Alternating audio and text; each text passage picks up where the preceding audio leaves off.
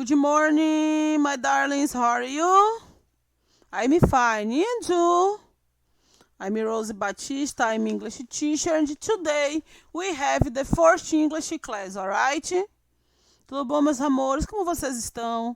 Eu espero que vocês estejam se cuidando, cuidando da sua família e ansiosa para que nós retornemos, né? Para que possamos, né, aprender, estarmos juntos, tirar nossas dúvidas. Porque eu sei que assim de longe é um pouco complicado, mas estamos aqui para sempre ajudar vocês, ok? Ainda mais vocês que estão no ensino médio. Mas a Pro está aqui, qualquer dúvida é só chamar, tá bom? Hoje nós vamos trabalhar um assunto que vocês já estudaram, porque vocês sabem, como eu já falei para vocês, que a série de vocês, que é o High School First, vocês começam a revisar coisas que vocês já deram no 6º ano, 7º ano, porque é uma revisão para o Enem que vocês irão fazer. Então, nós vamos começar mais um tópico de revisão, que são os subject pronouns. Come on? Let's go! Nessa aula, vocês irão revisar e aprender um pouco mais sobre o uso dos pronomes pessoais e dos pronomes oblíquos, ok? Os pronomes pessoais e oblíquos em inglês, eles estão dentro dos personal pronouns. E quem são os personal pronouns?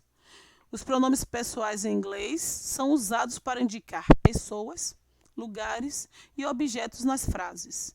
Ou seja, eu dou lugar. Por exemplo, I am a teacher, eu sou uma professora. Eu estou indicando, eu sou uma professora. The dog is black, que nós utilizamos it, né? It the black, o cachorro, it is black, o cachorro é preto. E assim sucessivamente. Os personal pronouns estão classificados de duas formas.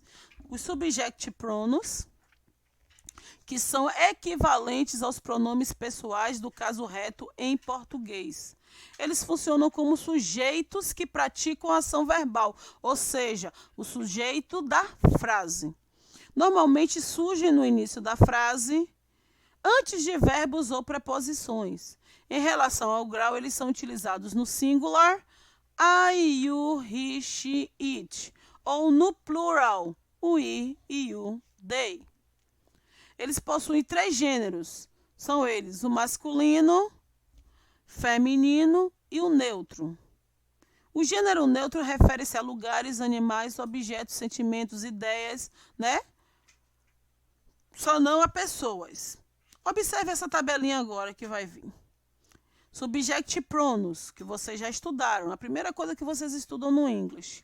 O I, que significa eu. E you, você, tu. He, ele. She, ela, feminino. It, ele ou ela, para animais, animais, objetos, lugares, sentimentos, coisas. O I, que vai ser o plural, que significa nós. O you, vocês, vós. E they, eles ou ela, para pessoas, animais, objetos, sentimentos, lugares.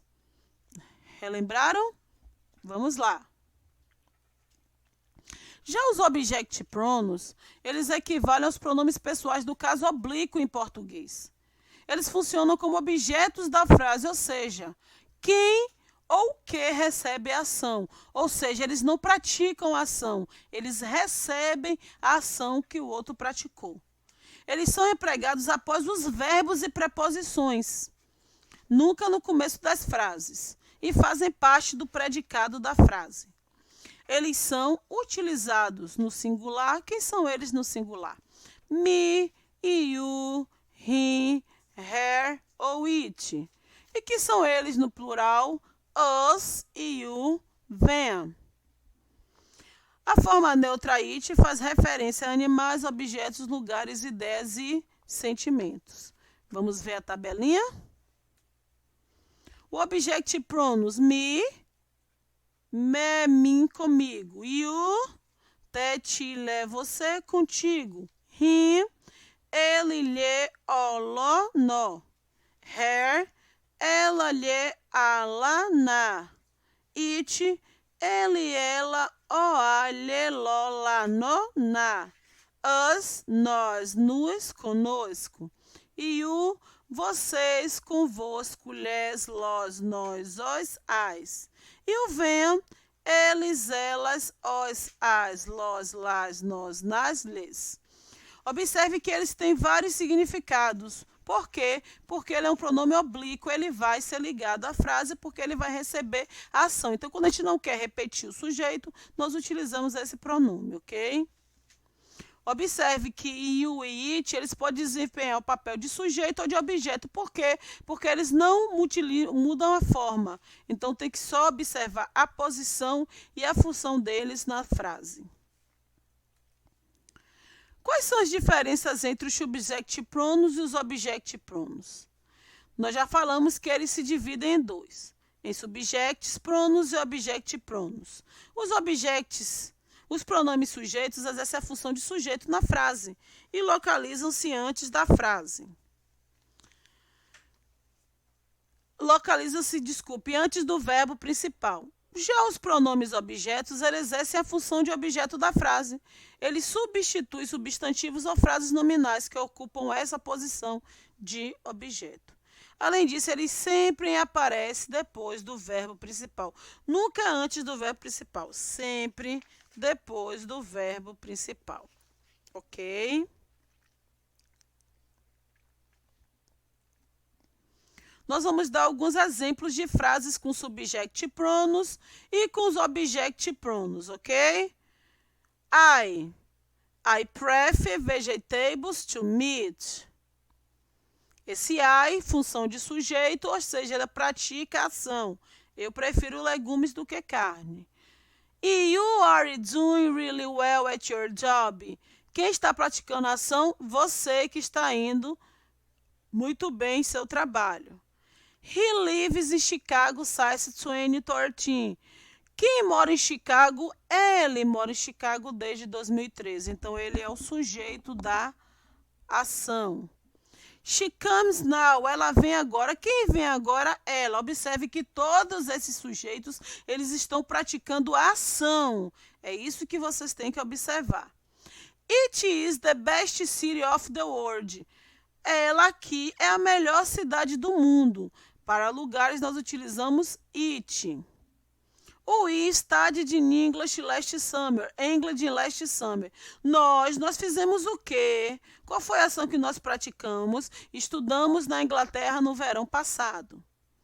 You are my best friend. Vocês, qual é a função de vocês? Vocês são o quê? Meus melhores amigos. Qual é a função? Praticação de ser melhor amigo. They don't speak Portuguese. Eles não falam português. Qual é a ação que eles praticam? Eles não falam o português, ok? Os exemplos de object pronouns. Os object pronouns, que foi o que nós dissemos, ele é o objeto da oração. Ele vai vir sempre após o verbo. Sempre após o verbo vem este object pronouns. Observe que ele está em negrito, ó. Leave me alone, I need to think about this. Me deixe em paz, sozinho, eu preciso pensar sobre isso. Onde é que está o object pronoun depois de leave? Leave é o quê? O verbo principal da frase. I give you a new car. Eu lhe dei um novo carro. Onde é que está esse pronome, esse pronome objeto depois do verbo que é give? I told him about my husband. Eu falei para ele sobre o meu marido. Observe todos depois do sujeito, do verbo. We love her. Nós amamos ela. This is our house and we bought it the 23. Essa é a nossa casa e nós a construímos em 2003. She works with us. Ela trabalha com a gente. Sempre depois dos verbos. They both a lot of gifts. Eles compraram muitos presentes para vocês. He saw them at school. Ele os viu na escola. Vamos observar como fica a tabela com os sujeitos? Observe, ó. Nós temos o singular e o plural. O I se transforma em me. O you permanece you. Só muda o contexto na figuração da frase. He se transforma em him. She em her. It permanece it. Só muda no contexto da frase. We, us, you e they, them.